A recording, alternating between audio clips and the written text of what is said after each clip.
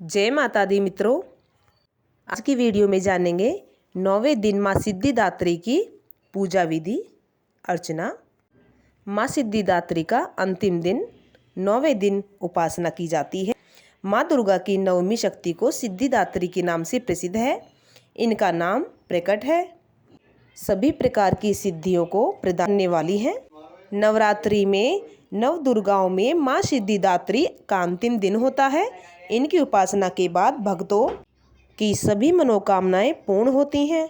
देवी के लिए बनाए हुए नैवेद्य की थाली माता रानी को भोग लगाया जाता है। इनसे प्रार्थना की जाती है, क्षमा याचना की जाती है। आज के दिन कन्या पूजन भी किया जाता है। आज के दिन माता दुर्गा से अपने क्षमा याचना करनी चाहिए। किए गए अपराधों की गई गलती की माता रानी से क्षमा याचना करें। माता रानी आज के दिन प्रसन्न होकर सभी भक्तों को क्षमा कर देती हैं। हे देवी, भक्तों के प्रसन्नता करने वाली माता, नवमी के दिन कुंवारी कन्याओं का विधान है।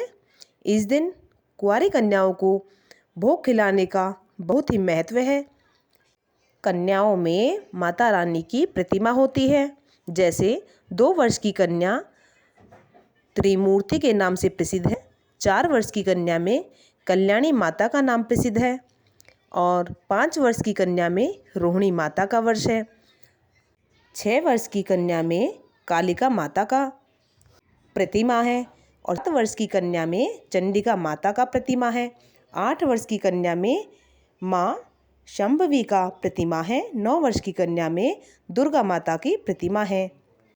10 वर्ष की कन्या में सुभद्रा माता मानी जाती है। इनको नमस्कार है, बारंबार नमस्कार करते हैं।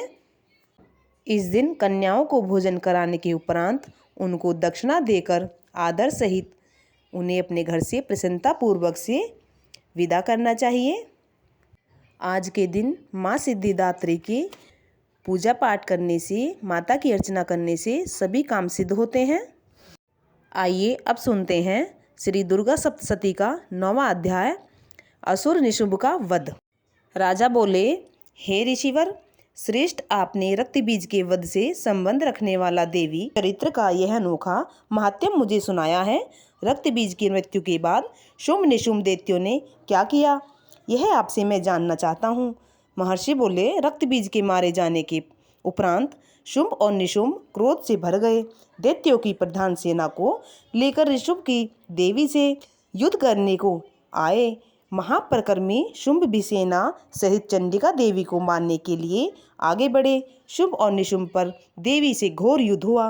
दोनों भाई शुंभ निशुंभ देवी पर इस प्रकार बाणों की छोड़ने वर्षा करने लगे मानो मेघ वर्षा हो रही है। देवी ने असुरों द्वारा छोड़े गए बाणों को अपने बाणों से काट डाला। तभी अपने शस्त्रों की वर्षा से माता ने उनको सबक सिखाया। निशुंभ ने तेज धार वाली तलवार और चमकती ढाल लेकर देवी के वाहन सिंह के मस्तक पर वार किया। इस पर देवी ने शूरप नामक बाण से निशुंभ की तलवार काट डाली। उसकी ढाल के जिसमें 8 चांद जड़े हुए थे टुकड़े टुकड़े कर डाले। ढाल और तलवार के कट जाने पर निशुंभ ने शक्ति पर प्रहार किया, जिसके देवी ने अपने चक्र से 2 टुकड़े कर दिए। निशुंभ मारे क्रोध के जल और भुनकर खाक हो गए। देवी पर शूल से वार किया, परंतु देवी ने अपने मुक्के से शूल को चूरमचूर कर डाला। इसके बाद देवी अपने गदा से प्रहार करने लगी। देवी ने त्रिशूल से गदा को काट दिया।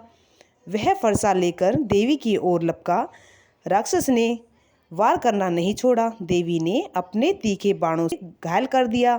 तभी भयानक पराक्रमी भाई निशुंभ के घायल हो जाने पर शुंभ क्रोध में भर गया। तभी देवी अंबिका को मारने के लिए आगे दौड़ा।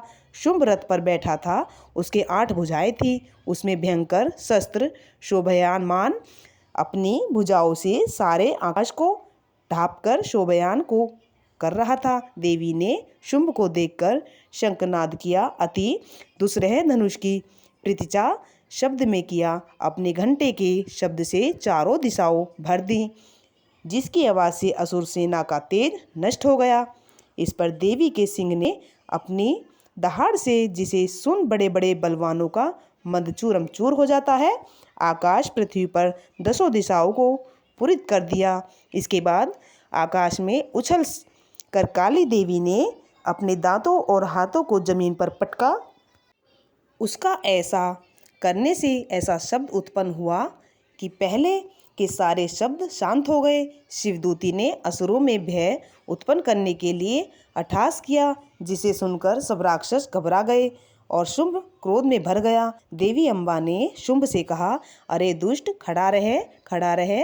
तभी इस प्रकार आकाश में सभी देवता की जय हो बोल उठे। शुंभ ने वहां आकर ज्वालाओं से युक्त कर एक भयंकर शक्ति छोड़ी, जिसे देवी ने अपनी मोहलका नामक शक्ति से काट दिया। इस पर शुंभ ने सिंहनाद किया, जिससे तीनों लोग गूंज उठी। सिंहनाद का इतना घोर शब्द हुआ कि उसने पहले के नारद की दबा दिया।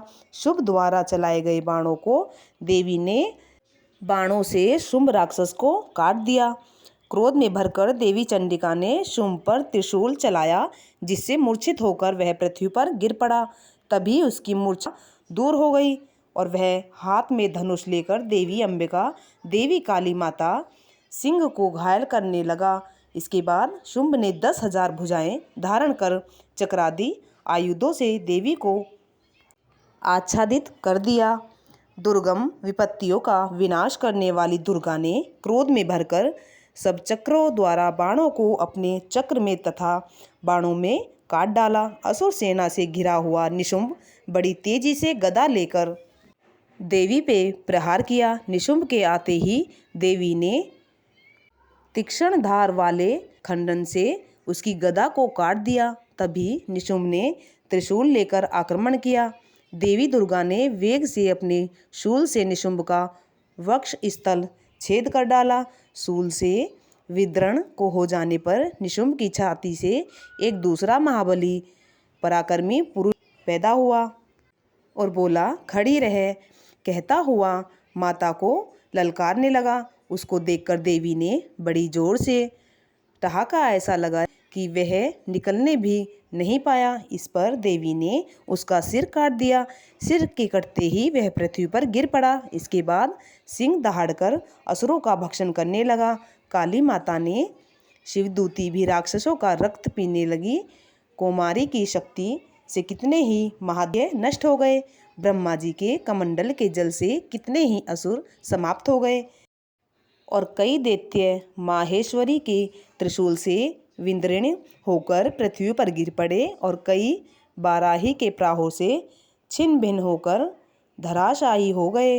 वैष्णवी ने भी अपने चक्र से बड़े बड़े महापराक्रमियों से युद्ध किया, उन्हें कुचुम्बन निकालकर बना दिया, यमलोक पहुंचा दिया। ऐन्द्री के हाथ से छूटे हुए वज्र द्वारा कितने ही राक्षस यमपुरी में पहुंच गए। कितने ही राक्षसों को मां काली ने शिवदूती और सिंह से भक्षण कर दिया। इस प्रकार से श्री दुर्गा सप्तशती का 9वां अध्याय असुरों निशुंभ का वध पूरा हुआ।